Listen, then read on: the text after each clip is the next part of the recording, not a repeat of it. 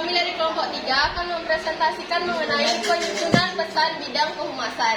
Sebelumnya, izinkan kami memperkenalkan kelompok kami. Perkenalkan, nama saya Tamara Olivia sebagai moderator dari kelompok 3 serta penyaji. Saya Salsa Sudiani sebagai penyaji. Saya Sanudi Fadila sebagai penyaji. Mohon maaf sebelumnya ada salah satu teman kami yaitu Selina tidak dapat hadir pada hari ini untuk mempresentasikan materinya. Baik, tanpa berlama-lama, materi yang pertama akan disampaikan oleh Sania Nur Fadila. Saya persilakan kepada Sania. Yang pertama, teknik penulisan pesan humas.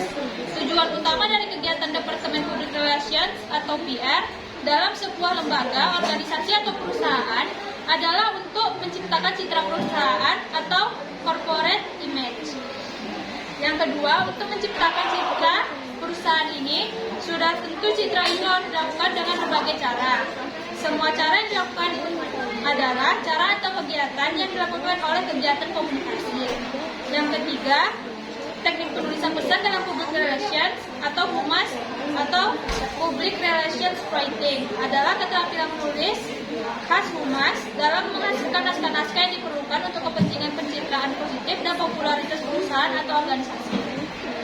Selanjutnya adalah tipe-tipe penulisan atau naskah PR berkaitan dengan media relations atau press relations seperti naskah press release atau siaran pers, advertorial, dan press conference atau press kit atau media kit.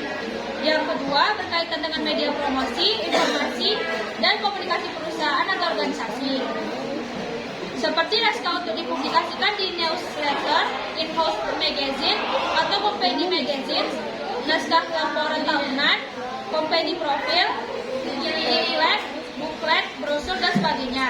Untuk menghasilkan naskah yang baik atau good writing, humas atau PR harus memiliki keterampilan jurnalistik lainnya wartawan. Seperti yang pertama, pemahaman tentang nilai berita atau news value.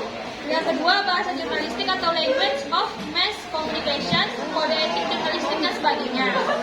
Untuk kepentingan publikasi yang luas, humas membutuhkan peran media. Karena itu diperlukan sebuah hubungan yang baik dengan kalangan pers atau media massa. Agar hubungan itu tercipta dengan baik, humas perlu mengenali dunia pers dengan baik pula, seperti karakteristik wartawan, format media, cara kerja wartawan, dan sebagainya. Baik, saya akan membacakan materi proses penulisan pesan kehumasan. Nah, yang pertama ialah perencanaan pesan bisnis atau biasa disebut dengan planning. Yang kedua adalah penulisan pesan bisnis atau writing. Dan yang ketiga adalah penuntasan pesan bisnis atau completing. Perencanaan pesan bisnis atau planning memiliki beberapa tahap. Yang pertama adalah analisis situasi. Di analisis situasi ini, kita merumuskan tujuan atau pengembangan profil audiens yang akan membaca pesan dari kita. Lalu yang kedua adalah pengumpulan informasi untuk menetapkan kebutuhan-kebutuhan audiens, lalu mengumpulkan informasi yang dibutuhkan untuk memuaskan kebutuhan audiens tersebut. Dan yang ketiga adalah memilih medium yang terbaik untuk menyampaikan pesan, seperti apakah pesan tersebut disampaikan secara lisan, tertulis, atau menggunakan media elektronik, atau bisa disebut dengan audio visual.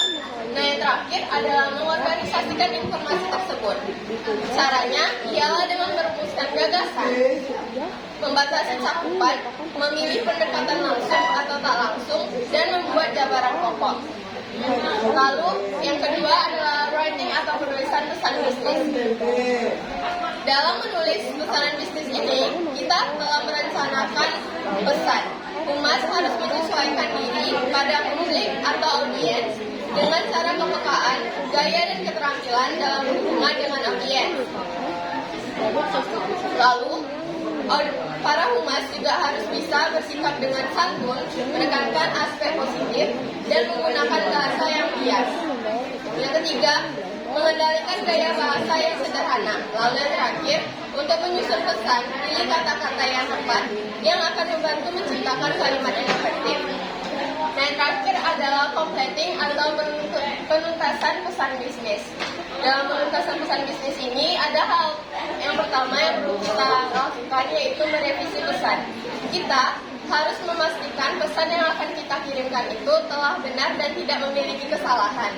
Seperti melihat, mengevaluasi konten, meninjau lagi kemudahan dibaca atau readability, dan mengedit dan menulis ulang sampai pesan tersebut benar-benar ringkas dan juga jelas untuk dibaca para audiens. Yang kedua adalah memproduksi pesan, menggunakan unsur desain yang efektif dan tata letak yang tepat. Yang ketiga, periksa dulu pesan sebelum didistribusikan. Pastikan tidak ada lagi kesalahan baik dalam tata letak atau pengejaan dan lainnya. Dan yang terakhir adalah distribusikan pesan. Sampaikan pesan dengan menggunakan medium yang terpilih seperti yang kita lakukan pada tahap perencanaan tadi. Baik, selanjutnya adalah materi dari Selina akan dibacakan oleh Salsa Narwastu. Saya persilakan kepada Salsa.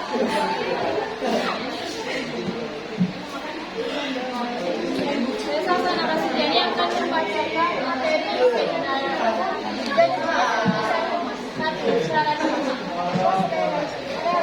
relation course adalah naskah berita untuk dipublikasikan dalam media massa. 2. Surat membaca berupa tanggapan biasanya diawali dengan berita atau surat membaca yang sebelumnya sudah dibuat.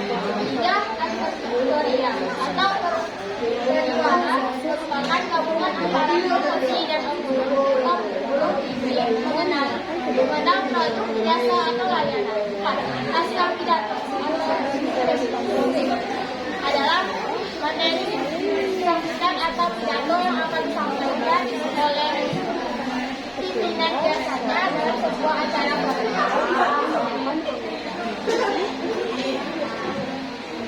kelima, selebaran atau adalah pengairan kebutuhan dalam sebuah kepentingan umum internal atau eksternal. 6. Media internal.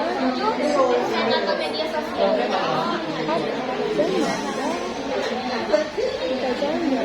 Berikut teknik penulisan pasal. Pertama, penulisan narasi atau siaran pers. Yang lain relation atau broadcast relation adalah informasi dalam bentuk berita yang dibuat oleh blog atau pejabat humas suatu perusahaan atau organisasi yang disampaikan kepada pengelola media massa atau itu dibuat dalam media tersebut. Penulisan faktur ukuran karangan khas. Faktur adalah berita atau karangan khas yang berpijak pada fakta dan data yang diperoleh melalui proses jurnalistik. Penulisan faktur tidak bentuk pada angka, tidak pola piramida terbalik dengan rumus 5W tambah 1H. Faktur biasanya dibuat lebih dari satu dengan isi terkait satu sama lain agar redaksi bisa memilih mana yang cocok dan pas untuk penulisannya. Berikut penulisan artikel. Berikut langkah-langkah menulis artikel. Yang pertama, menentukan topik yang akan kita garap. Yang kedua, memperluas dan memperdalam perspektif topik yang akan kita tulis dengan cara membaca, berefleksi atau berpikir, merenung, bertanya, berdialog, mendengarkan berita. Yang ketiga, membuat sketsa dan poin-poin bahasan apa yang akan diuraikan dalam tulisan. Yang keempat, dengan melihat sketsa dan poin-poin bahasan, maka mulailah menulis secara cermat dan teliti. Berikutnya, penulisan surat pembaca atau komentar pembaca. Surat pembaca termasuk salah satu rubrik yang mendapat perhatian tertinggi dari pembaca. Rubrik surat pembaca merupakan macam kotak mendapat bagi para pembaca surat kabar.